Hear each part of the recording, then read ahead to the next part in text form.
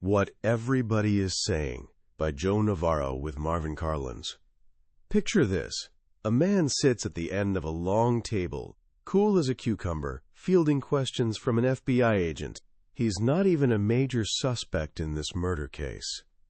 Everything about his story lines up perfectly. His alibi? Rock solid. His demeanor? Completely sincere. But something's nagging at the agent, a man who's made a career out of reading what bodies whisper when mouths stay silent. So he switches tactics, throwing out a series of what-if scenarios. Let's say you had committed this crime.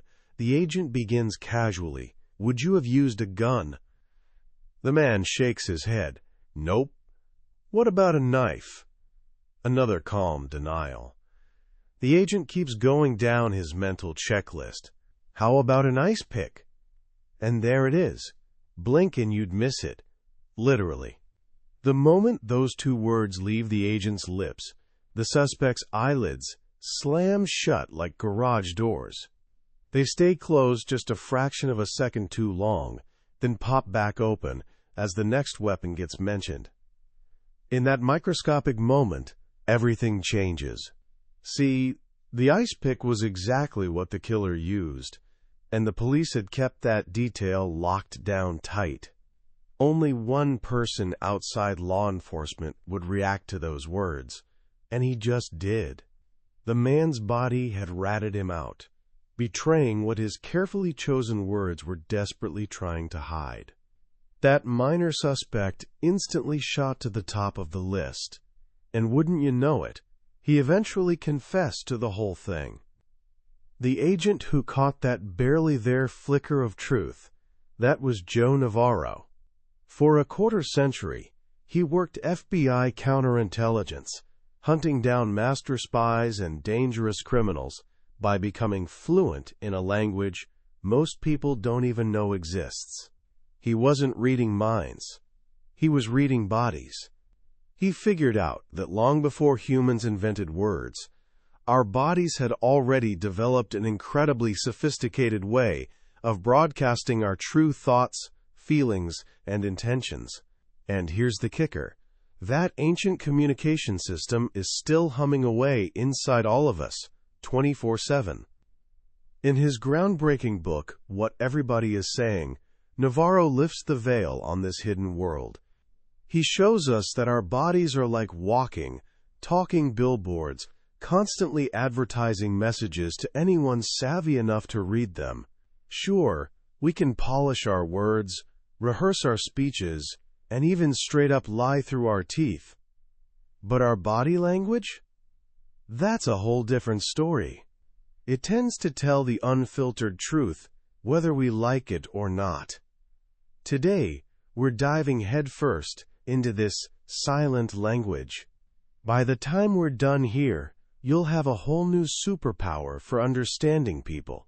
You'll discover why your feet are basically truth tellers, how to spot the difference between someone genuinely smiling and someone just being polite, and how to know if someone's truly digging your company or mentally planning their escape. This isn't some bag of tricks for manipulating people. It's about developing real understanding, a kind of practical empathy that'll make every conversation you have richer and more meaningful. To really get what somebody's saying, without words, we need to peek under the hood and understand how our brain actually works. Here's the wild part. We don't just have one brain. We've got three, all working together like a committee that doesn't always agree. There's the newest member, your thinking brain, also called the neocortex.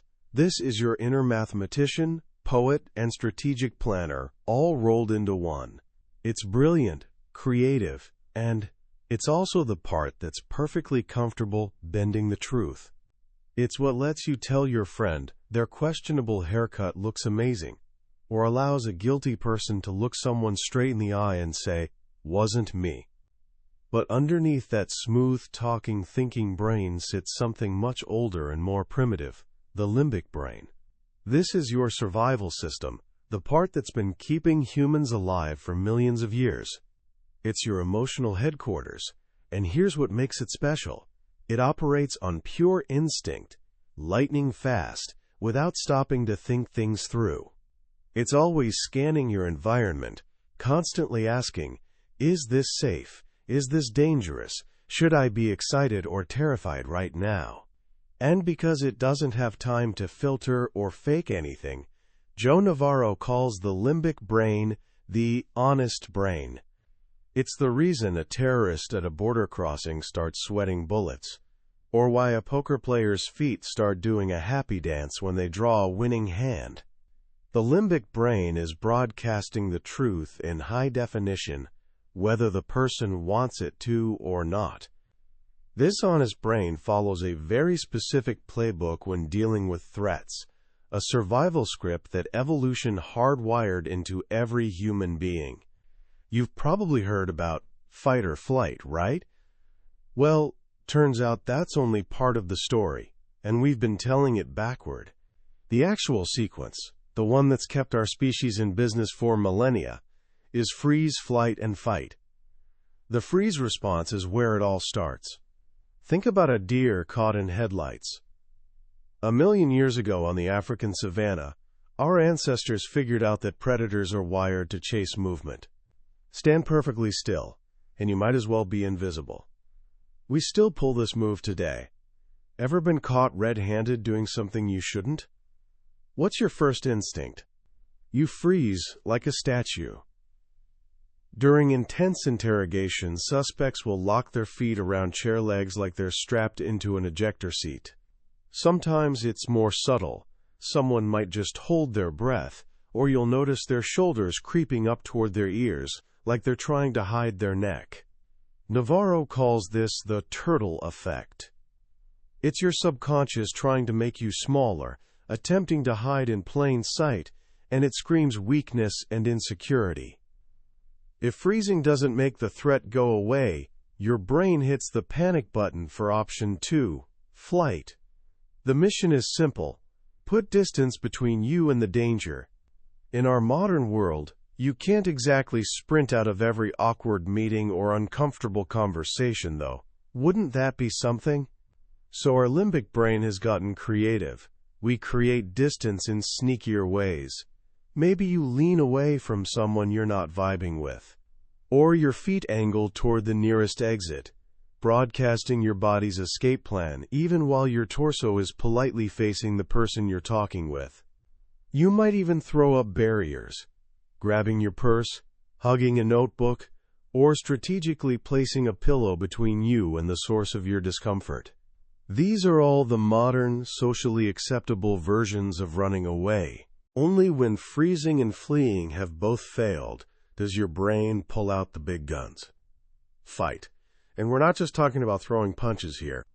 In everyday life, a fight might be a heated argument loaded with cutting remarks and personal jabs. It's about establishing dominance, showing who's boss. You'll see people puff their chests out like silverback gorillas, trying to make themselves look bigger and more intimidating. They'll plant their feet wide in a territorial stance, claiming their space. These are ancient, aggressive signals, flashing a neon warning that things are about to get real. Now here's something fascinating. After any of these limbic responses, after a moment of stress, fear, or anxiety, our brain immediately tries to hit the reset button and calm everything down. And it does this through what Navarro identifies as one of the absolute game changers in understanding body language, pacifying behaviors. These are the little self-soothing rituals we do, almost always without even realizing it. Kids suck their thumbs. Adults? We've graduated to more socially acceptable versions. We chew on pens, twirl our hair, or rub our foreheads. These pacifying behaviors are like emotional smoke detectors, incredibly reliable signs that stress is in the air. Whenever you spot one, you should immediately ask yourself, what just happened to trigger that? Someone asks a question and the person instantly touches their neck. A topic comes up, and suddenly they're gently stroking their own arm. That's the limbic brain speaking up, saying, "Whoa, that made me uncomfortable. Time to calm down." One of the most common pacifiers is neck touching. Your neck is packed with nerve endings that, when stimulated just right, can actually slow your heart rate and bring on the calm. Men typically rub the back of their neck or adjust their tie. Women have a very specific move. They'll often touch or cover that little hollow at the base of their throat, called the suprasternal notch. This is gold for a body language reader. Navarro shares this spine-tingling story about questioning the mother of a dangerous fugitive. He asks her point blank, "Is your son in the house?" She says no, but her hand shoots straight to that neck dimple. He asks again, rephrasing it, and boom, her hand flies to her neck again to calm her stress. Her body was screaming the anxiety her words were trying to bury. He knew right then her son was in that house, and sure enough, they found him hiding in a closet.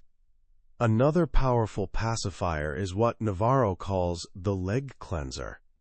When someone's sitting down and feeling the heat, you might catch them placing their hands on their thighs and sliding them down toward their knees, like they're wiping off sweaty palms. Since this usually happens under a table, it flies under the radar, but it's an incredibly accurate stress signal. Learning to spot these pacifiers, neck touching, face rubbing, leg cleansing, tugging at a collar to let some air in, is like getting X-ray vision into someone's emotional state. They tell you, in real time, what subjects are making them squirm. They don't necessarily mean someone's lying, but they're a guaranteed sign of discomfort. And for someone who knows what to look for, that's where the real detective work begins. Before we can start spotting these signals in the wild, though, we need some ground rules, a framework for observation.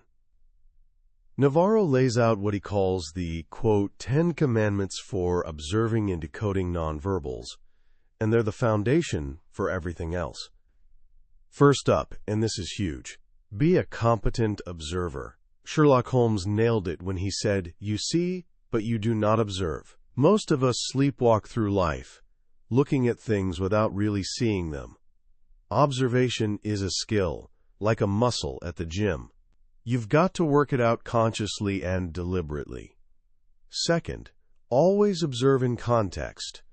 Someone standing with their arms crossed and shivering might be uncomfortable with your conversation, or they might just be freezing. Shaking after a car accident makes sense. Shaking when someone asks where you had lunch is weird. Context is everything. Third, learn to recognize universal behaviors. These are tells that work the same way for pretty much everyone. When someone presses their lips together until they practically disappear, it's a universal broadcast that something's bothering them. Fourth, alongside those universal tells, learn to spot idiosyncratic behaviors. These are quirks unique to specific people. Maybe your buddy scratches his head every single time he's about to tell a whopper. That's his personal tell, and you only learn it by paying attention over time. This leads naturally to commandment number 5, establish their baseline behaviors. Before you can spot what's weird, you need to know what's normal for that person. How do they usually sit? Where do their hands typically hang out? What does their face look like when they're relaxed versus when they're stressed? Without a baseline, you're flying blind. Sixth, always look for multiple tells, what experts call clusters of behaviors. One signal might be a false alarm, but if you're seeing 3 or 4 different body cues all singing the same tune, like crossed arms, plus leaning away, plus feet pointed at the exit, you can be way more confident in your reading. Seventh, and this is critical, look for changes in behavior. A sudden shift from chilled out to tense is way more important than the posture itself. Navarro tells this powerful story about a young boy at a family reunion who had always greeted his uncle with bear hugs.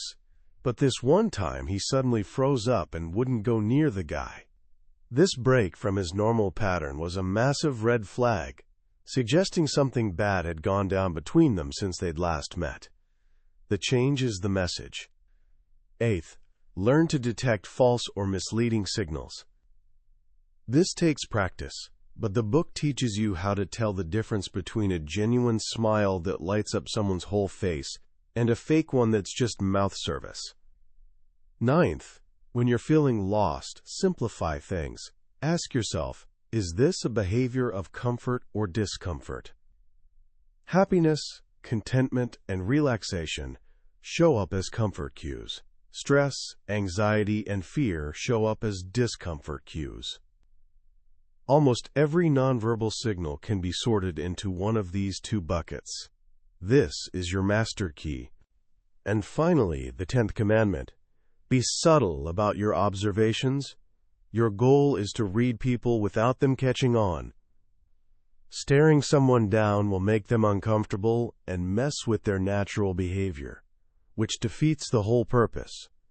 A master observer is a ninja observer. Armed with these rules, we can start our tour of the body. And we're going to do this in a very specific order, from the most honest part to the least. If I ask you what the most honest part of the body is, you'd probably guess the eyes, right? Nope. According to decades of FBI fieldwork, the most honest parts of our body are actually our feet and legs. Why? Because for millions of years, our survival depended on our legs and feet, reacting instantly to danger without waiting for permission from our conscious mind. They had to be ready to run or kick at a split second's notice. While we've been trained since we were kids to control our facial expressions, to maintain that poker face, most of us pay zero attention to what our feet are doing. They're the furthest part of our body from our conscious awareness, so they often reveal the purest, most unfiltered intentions of our limbic brain.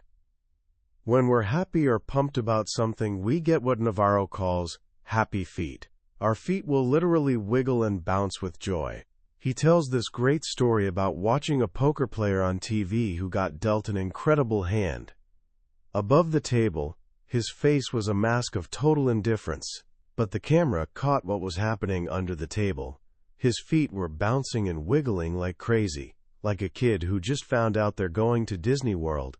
His feet were screaming, "I'm about to win big," while his face was coolly suggesting, "Meh, I've got nothing." Where our feet point is also a massive clue. We subconsciously point our feet toward where we want to go. If you're chatting with someone and their torso is facing you, but their feet are angled toward the door, their body is telling you they want to bail. It's a powerful intention signal. If you walk up to two people talking and want to join them, watch their feet. If they only turn their torsos to acknowledge you but their feet stay planted, they're politely broadcasting that they'd rather keep this a two-person conversation. But if they pivot their whole bodies, feet included, opening up their circle to let you in, that's a genuine welcome. Leg crossing is another surprisingly honest tell. When we're standing, crossing one leg over the other throws us off balance. Our limbic brain will only let us do this when we feel completely safe and comfortable. The second a stranger steps into an elevator, someone standing with crossed legs will almost always instantly uncross them and plant both feet firmly on the ground, getting ready for whatever might happen. So if you see two people talking and they both have their legs crossed, it's a really strong sign. They're totally at ease with each other. Moving up the body, we hit the torso. Your torso houses all your vital organs, so your brain is pretty motivated to protect it. When we feel comfortable and safe, we do something called ventral fronting. We expose our vulnerable front side, our ventral side, to people we like and trust. Lovers lean in close across a table, exposing their torsos to each other. But when we feel threatened or don't like someone, we flip the script with ventral denial. We turn slightly away, shielding our front. A couple whose relationship is going south will subconsciously start angling their torsos away from each other, even when they're sitting right next to each other. When we can't physically lean away, we create what's called a torso shield. We might suddenly cross our arms, or grab our backpack or a stack of books to form a barrier. Even buttoning a suit jacket can be a subtle form of shielding, closing off our vulnerable side from someone who's making us uneasy. Next up are the arms. Our arms are literally our first line of defense. When we're happy and confident, our arms swing freely and seem to defy gravity. Think about a champion athlete throwing their arms up in victory. That's a universal, high-confidence display. But when we feel sad, defeated, or threatened, our arms get heavy. They might droop at our sides or pull in completely, folding across our chest in a protective gesture. Navarro points out that abused children often learn to keep their arm movements small and controlled around their abuser, an instinctive attempt to avoid drawing attention. Our arms are also tools for powerful territorial displays. Standing with your hands on your hips in the classic arms akimbo pose is a textbook way of asserting dominance and claiming space. It sends a message of authority, which is why you see police officers and military folks strike this pose all the time. Another dominant move is the quote-quote effect, where someone leans back in their chair with their hands locked behind their head. This makes them look bigger and broadcasts comfort and control. It's typically a move reserved for the person with the most power in the room. The hands come next, and boy, are they expressive. Our brains dedicate massive processing power to our hands, which is why we're naturally drawn to watch them when someone's talking. Because of this, hiding your hands, stuffing them in your pockets, or tucking them under a table instantly triggers suspicion in people watching you. We're hardwired to want to see someone's hands before we can feel comfortable around them. One of the most powerful high-confidence signals you can make with your hands is steepling, touching the spread fingertips of both hands together to form what looks like a church steeple. Lawyers, judges, and executives do this constantly because it projects extreme confidence and certainty. If you see someone steepling while they talk, you know they feel they're operating from a position of strength. On the flip side, when we lose confidence, our hands often give us away. A steeple might collapse into interlaced fingers or hand-wringing, classic signs of stress and anxiety. Thumbs are also surprisingly loud communicators. When we feel confident, we tend to show off our thumbs, often hooking them in our pockets with the thumbs sticking out. It's a high-status, gravity-defying gesture, but when we feel insecure, we flip it. We hide our thumbs by putting them inside our pockets, with only the fingers hanging out. This is a super common low-confidence display that projects weakness and uncertainty.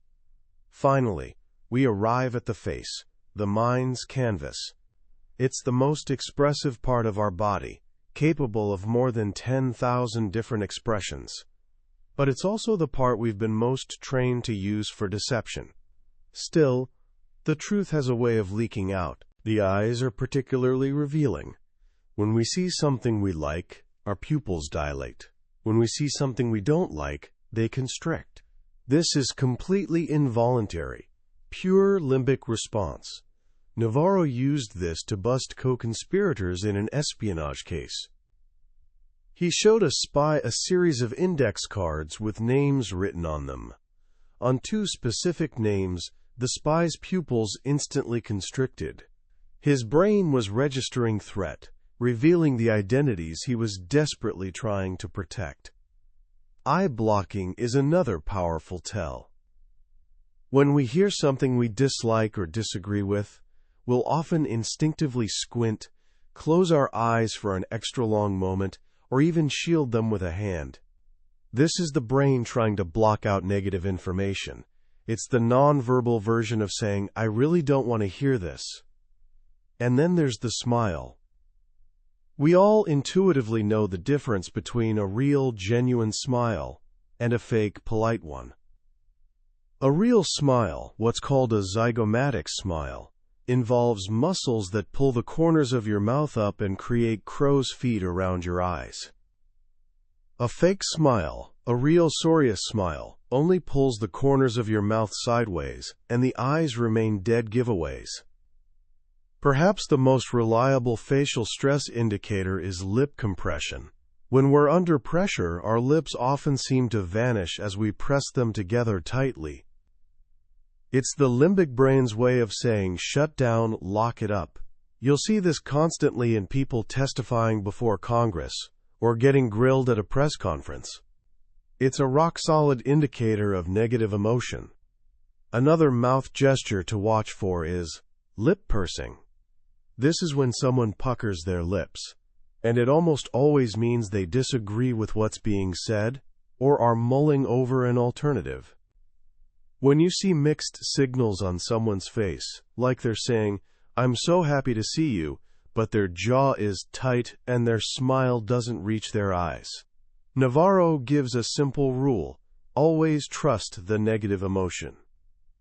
The negative reaction is almost always the more honest initial response from the limbic brain, before the thinking brain has had time to slap on a more socially acceptable mask.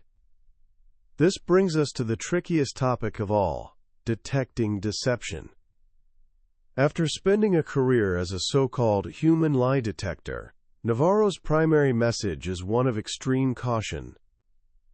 He states it flat out: there is no single behavior that proves someone's lying.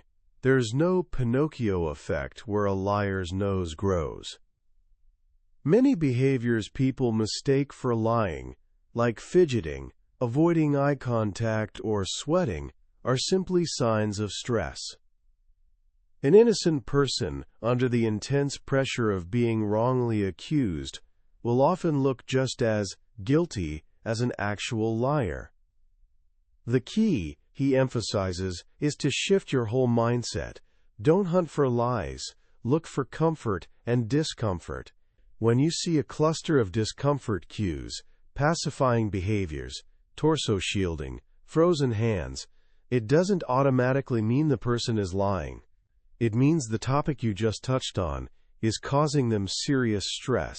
Your job isn't to accuse them of deception. Your job is to get curious. Why did that question trigger such a strong reaction? That's the thread you need to follow. By creating a comfortable environment and then carefully watching when discomfort shows up, you can gently explore the areas of greatest sensitivity and, eventually, get closer to the truth. Honesty reveals itself through comfort, synchrony, and genuine emphasis.